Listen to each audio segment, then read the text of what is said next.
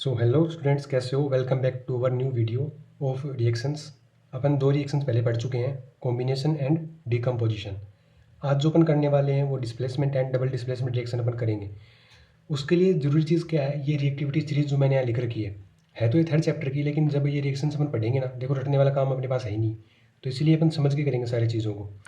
ये reactivity series मैंने आपके सामने बनाई है, ये मेटल्स की है।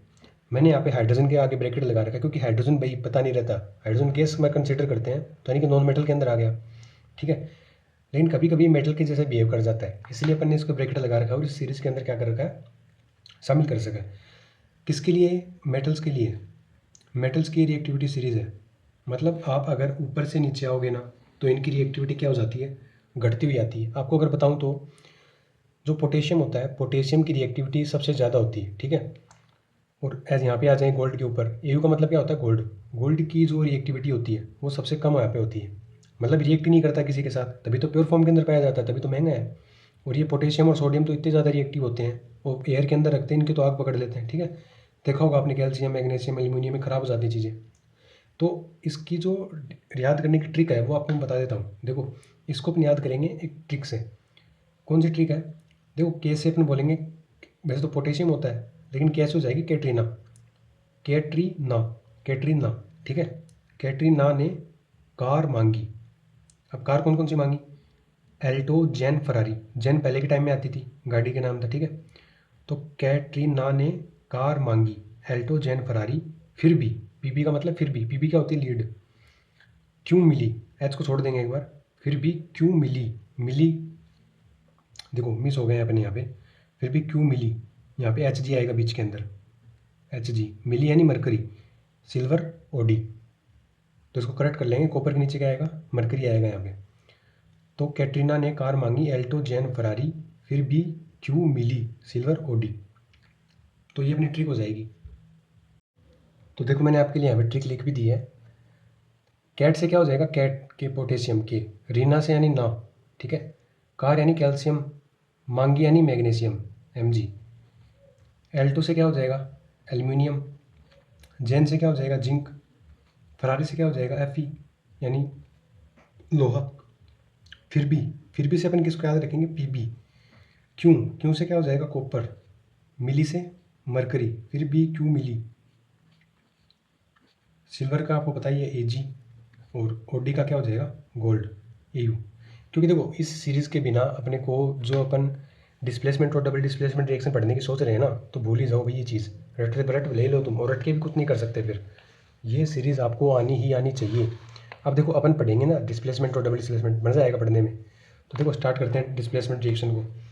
बहुत आसान है, अगर आपको टेबल अगर ध्यान में हो गई ना, एक बार 2-3 बार इसकी लिख के प्रैक्टिस कर लो। अगर टेबल ध्यान में हो गई तो फिर मान लो सब कुछ आसान है, फिर मेरे पे छोड़ दो। अगर टेबल ध्यान में है तो आपको ट्रिक आपके भाई ने बता दिया, आपको ऐसे याद करनी है।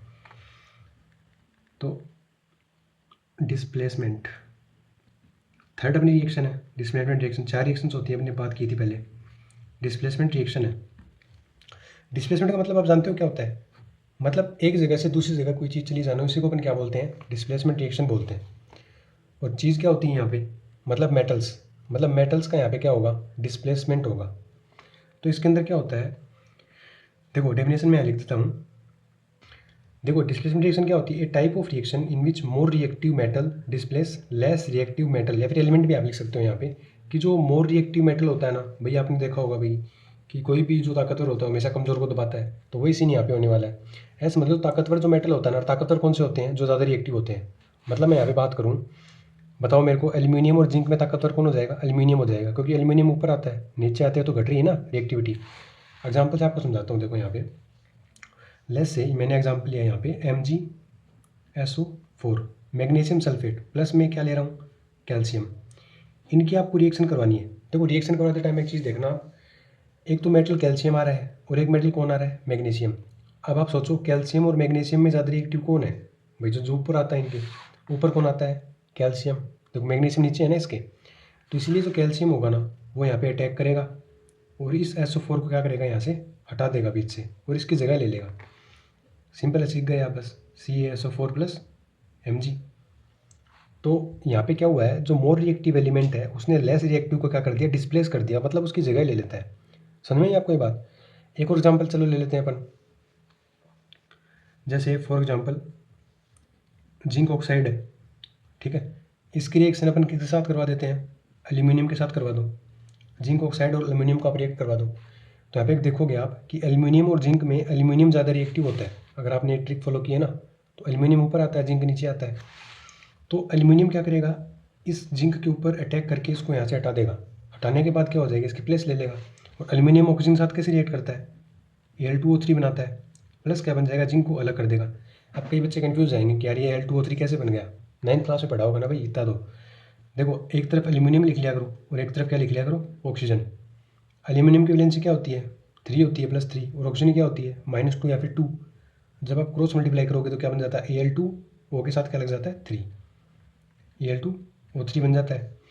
ठीक है, यहाँ पे क्यों नहीं किया मैंने चेंज, क्योंकि Mg+2 होता है और कैल्शियम भी किस में होता है, +2 के अंदर प्रेजेंट होता है, इसीलिए अपन ने यहाँ पे चेंज नहीं किया था। तो डिस्प्लेसमेंट रिएक्शन आपको होप सो समझ में आई होगी। सारा का सारा खेल इसी टेबल का है, इसलिए सबसे पहले मैंने इसी को क्लियर कर दिया। तो समझ में डिस्प्लेसमेंट रिएक्शन। अब इसी का भाई हो ना डबल डिस्प्लेसमेंट, बस वहाँ पे क्या होता है, डिस्प्लेसमेंट 2 बार हो जाता है। समझते हैं उसको भी, देखो आगे। तो देखो अपन बात करते हैं डबल डिस्प्लेसमेंट रिएक्शन की।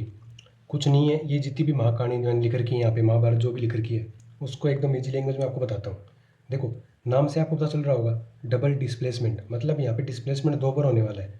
अब 2 बार डिस्प्लेसमेंट से आप बोलोगे सर क्या मतलब, हम क्या समझे 2 बार डिस्प्लेसमेंट से। सिंगल का समझ में आता है कि मोर रिएक्टिव ने क्या कर दिया, लेस रिएक्टिव को डिस्प्लेस कर दिया।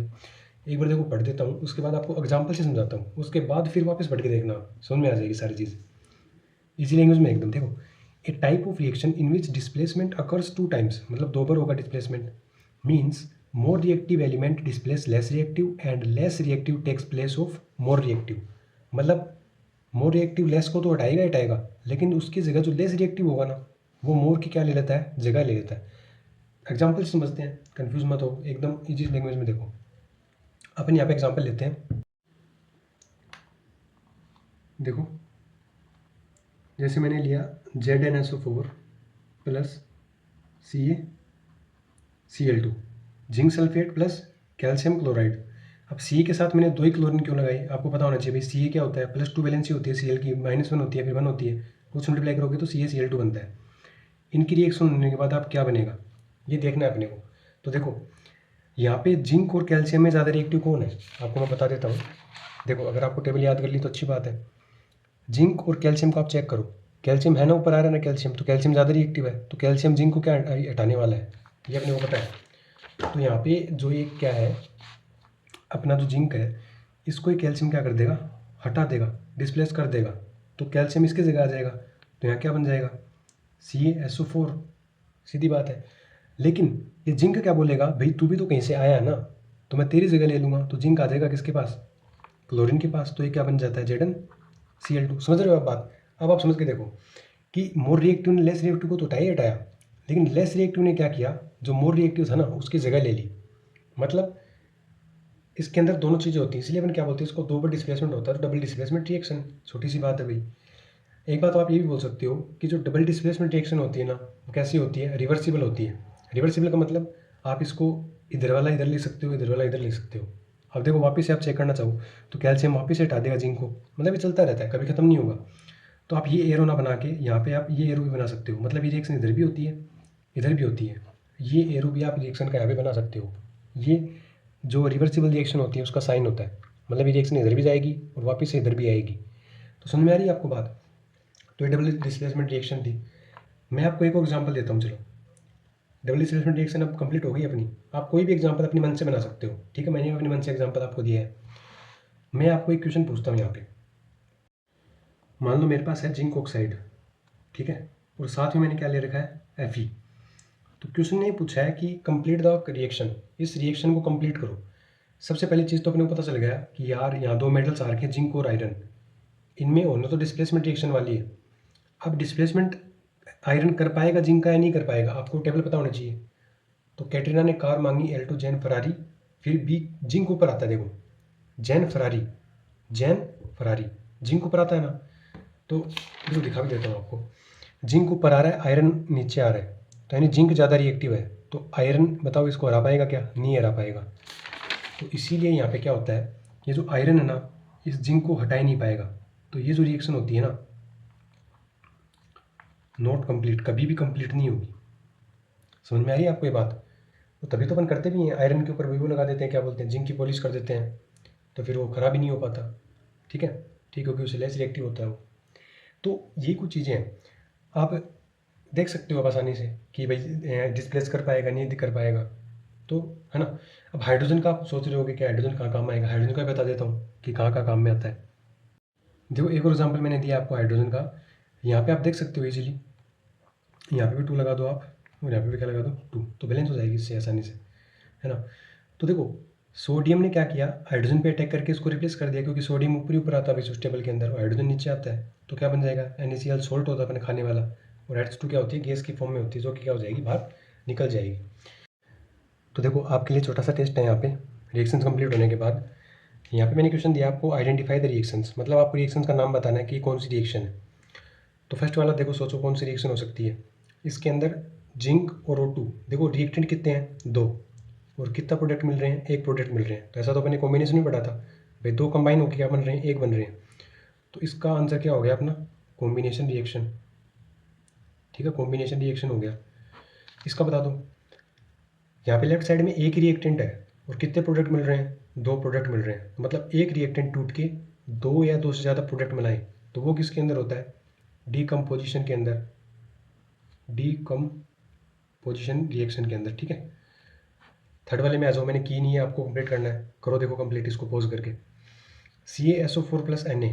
अब यहाँ पे एक चीज़ देखो, सोडियम तो भाई सबसे ज़्यादा रिएक्टिव होता है, तो किसी को भी हटा सकता है, तो सोडियम क्या करेगा, यहाँ पे कैल्शियम को हटा देगा, तो ये डिस्प्लेसमेंट रिएक्शन है यहाँ पे। तो क्या बन जाएगा, Na2SO4 + कैल्शियम, और वो क्रॉस मल्टीप्लाई वाले तरीके से आप चेक कर सकते हो। यहाँ पे 2 क्यों लगाया मैंने, क्योंकि SO4 -2 होता है और Na+1 होता है, इसीलिए बैलेंस करने के लिए। ये वाली बताओ क्या आएगा यहाँ पे। देखो जब आप ध्यान से देख रहे होगे वो टेबल, अगर आपने याद कर ली होगी, होप सो, मज़ा आएगा करने में भाई, याद कर लो उसको, क्वेश्चन करने में मज़ा आएगा अपने आप। ये रिएक्शन कंप्लीट होगी ही नहीं, क्यों, क्योंकि कॉपर कभी भी हाइड्रोजन को रिप्लेस कर ही नहीं सकता। हाइड्रोजन क्या आता है, कॉपर के ऊपर आता है, कॉपर लेस रिएक्टिव है हाइड्रोजन से, इसलिए ये रिएक्शन हो ही नहीं सकती। ठीक है, वरना अगर होती तो कौन सी होती, डिस्प्लेसमेंट रिएक्शन होती। ये वाली भी कौन सी है, डिस्प्लेसमेंट, और रिएक्शन होगी नहीं। ये बता दो मेरे को भाई, ये तो डबल डिस्प्लेसमेंट का लग रहा है मेरे को एग्जाम्पल। Fe क्या कर देगा, Al को रिप्लेस कर देगा यहाँ से, तो क्या बन जाएगा, FeCl2 + Al2O3, सिंपल। ये कौन सा हो गया भाई, डबल डिस्प्लेसमेंट हो गया। डिस्प्लेसमेंट यहाँ पे कितना हुआ, 2 पर हुआ है। एक बार Al ने Fe की जगह ले ली और Fe ने Al की जगह ले ली, सुन में ही बात। तो छोटे से अपने में क्वेश्चन प्रैक्टिस भी कर ली। तो चलो मिलते हैं नेक्स्ट वीडियो के अंदर। अगर आपको वीडियो अच्छी लगी हो तो लाइक कर लेना वीडियो को, और चैनल पर नए हो तो भाई सब्सक्राइब कर लेना। ठीक है, बाय।